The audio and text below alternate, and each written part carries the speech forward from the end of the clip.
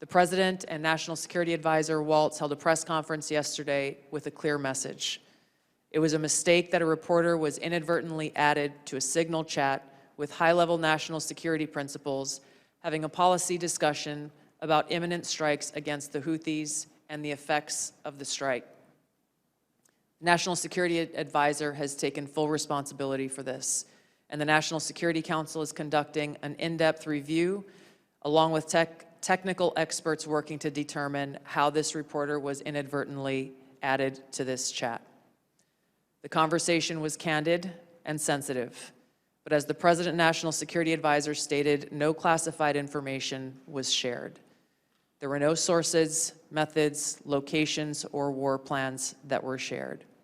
Ideally, these conversations occur in person. However, at times, fast-moving coordination of an unclassified nature is necessary where in-person conversation is not an option.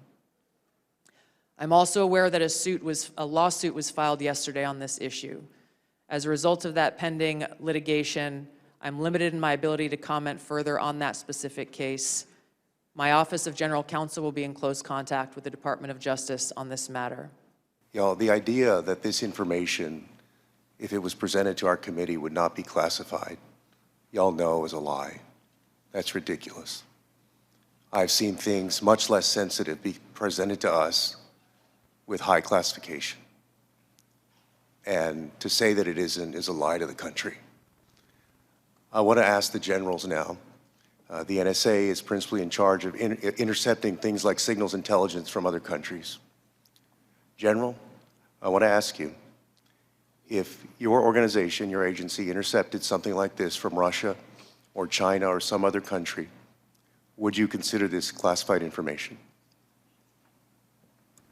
Representative, we would be classifying based off of our sources and methods. But if you did your job and collected it from the Russian Foreign Ministry and the National Security Advisor and the Secretary of Defense and the President's Chief Advisor, there is no way, having sat on this committee for 9 years, that somebody would come in with that information and give us something that says, unclassified, you can walk out of this room with this information and give it to whomever you want.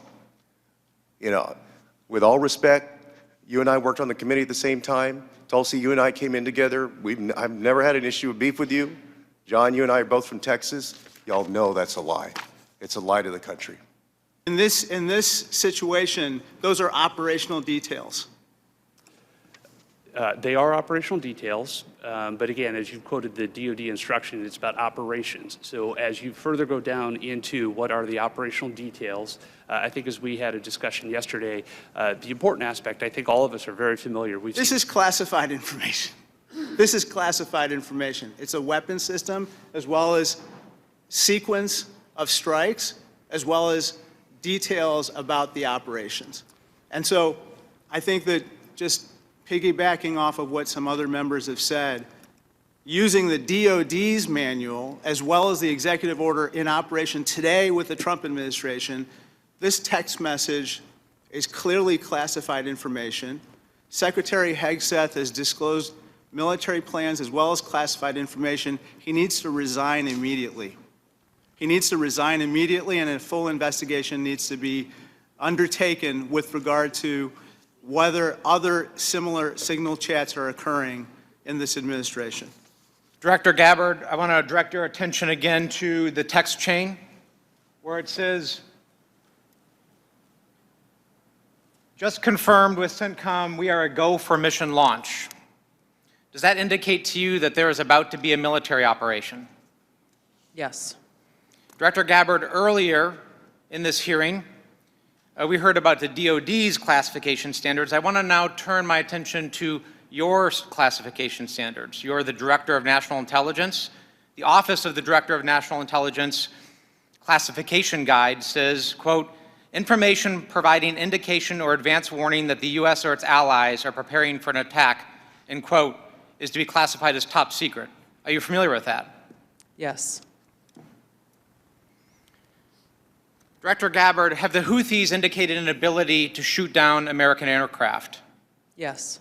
They have in fact done so, haven't they?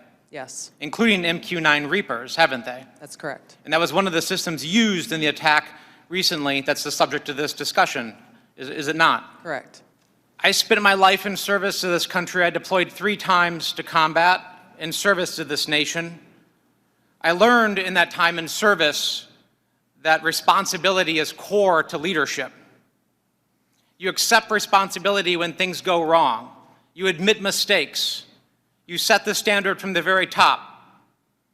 It is completely outrageous to me that administration officials come before us today with impunity, no acceptance of responsibility, excuse after excuse after excuse, while we send our men and women downrange to do incredibly difficult, incredibly dangerous things on our behalf. And yet, nobody is willing to come to us and say this was wrong.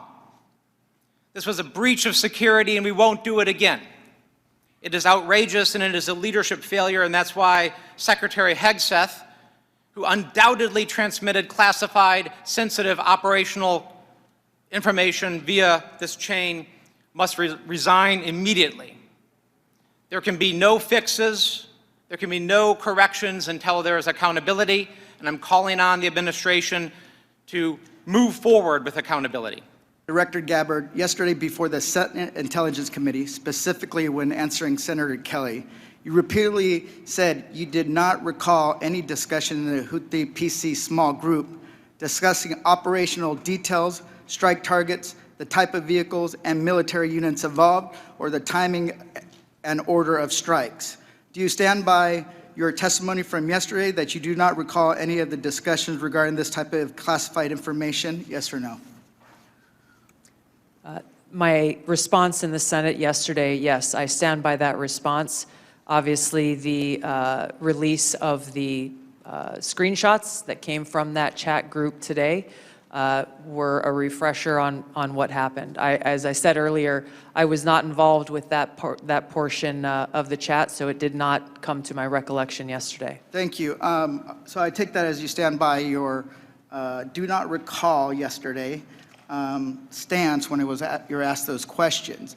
You've been in office 43 days. Director Radcliffe has been in office 62 days.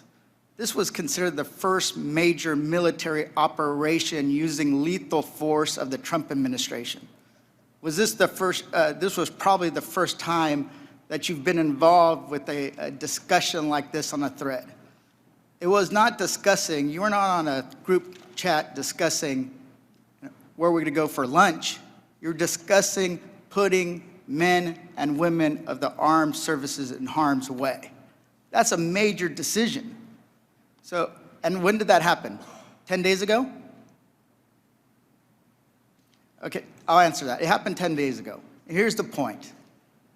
Like something of this magnitude, it's something that you would not forget. It's something that most people, if you're taking this job so seriously, that you would not forget. I mean, since I've been on this committee, there's been days that I have woken up in the middle of the night from the things I learned in SCIF. So deciding to use military force is something hard to imagine. So the do not recall doesn't pass the smell test. Did you really only hear about this yesterday? The exact timeline I'm not aware of, but yeah, I think it was yesterday or the night before. And now that another day has passed, do you believe... Well, actually, it was the night before the hearing. Now that another day has passed, do you believe that it's now time potentially for the FBI to open an investigation into this? I'm not going to comment on that. Because you're the director of the FBI, you don't believe it's appropriate to comment on that? Because there's a process in place, there's an ongoing litigation, and the National Security Council is reviewing this matter. And I'm not going to discuss any open or closed investigations. That ongoing investigation, literally, the lawsuit happened today or yesterday afternoon, and the idea that you don't have an opinion on this at this point is frustrating to me. No, it's not. I'm not going to prejudge any matters, and the men and women of the FBI will call the balls and strikes. Reclaiming my time, not sir. you.